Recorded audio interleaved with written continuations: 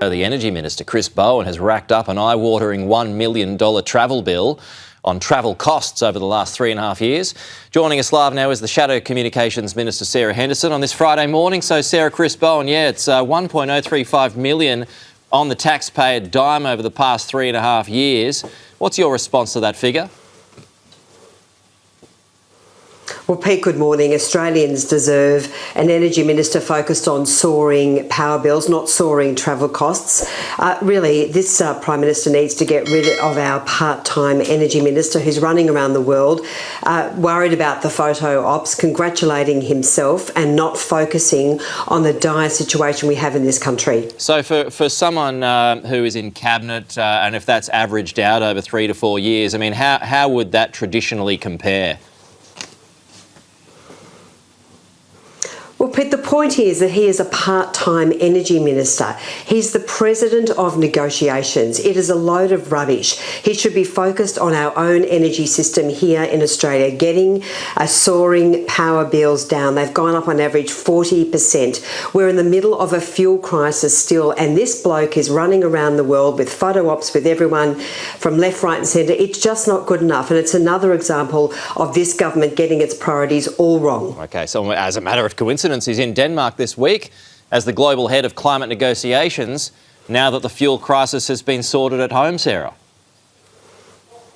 Well, I don't think it has, but you know, we've got an ongoing issue with Labor's reckless renewables policies, Pete. We've got this net zero madness, which is taking our country backwards. We've got to unlock our resources, but we've got this ridiculous minister running around the world, more concerned about doing the photo ops with other heads of state rather than focusing on his job. If he's not prepared to do the job full time as Energy Minister, he should go. Simple as that. Here is a number worth sitting with for a moment.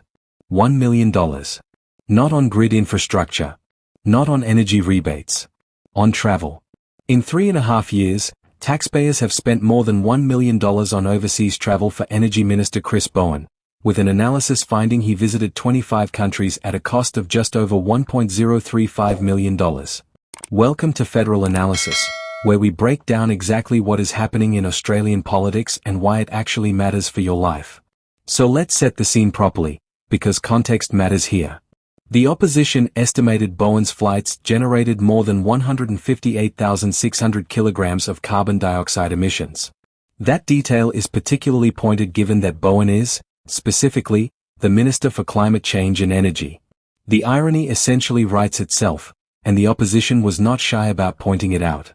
Shadow Communications Minister Sarah Henderson stepped up to make the case against Bowen directly, and she did not soften the argument. Her position was straightforward. Australians are dealing with rising power bills at home, and the Energy Minister has spent an extended stretch of his tenure attending international climate events and summits abroad. Henderson argued that Australians were increasingly frustrated by government spending at a time when households were struggling with the cost of living. The core question the opposition is asking is a fair one. When your energy bills are going up and your Energy Minister is frequently overseas, does the international engagement justify the cost and the time away? That is not a trivial concern. Now, here is the other side of the ledger, because the government has a response and it is worth hearing. A spokesperson for Bowen defended the trips, arguing international engagement was necessary to strengthen Australia's global climate position and advance the government's renewable energy agenda. The spokesperson also indicated that overseas travel was only used when alternatives such as video conferencing or phone calls were considered ineffective. And there is a real argument embedded in that defense. Australia's energy transition is a global project. International climate negotiations, bilateral agreements, and multilateral forums do produce outcomes that flow back domestically.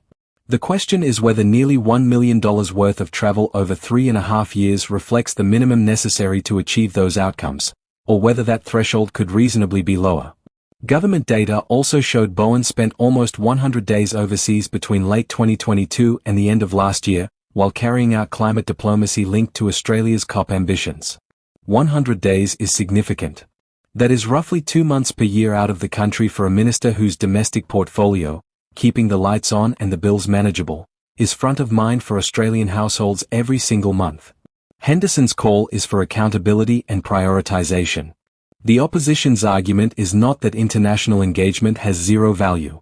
It is that the scale and frequency of travel, at public expense, during a period of genuine cost of living pressure, raises legitimate questions about where ministerial focus is directed. Bowen's office has defended every trip as purposeful and necessary. But in politics, perception and optics carry real weight, and a seven-figure travel bill is a difficult figure to contextualize when Australian households are making hard decisions about their energy costs each quarter. That is the story. Both sides have a case. You get to decide which argument holds more weight. If you want sharp, daily political analysis delivered without the noise, subscribe to Federal Analysis and drop a comment below with your take on this one. We will see you in the next video.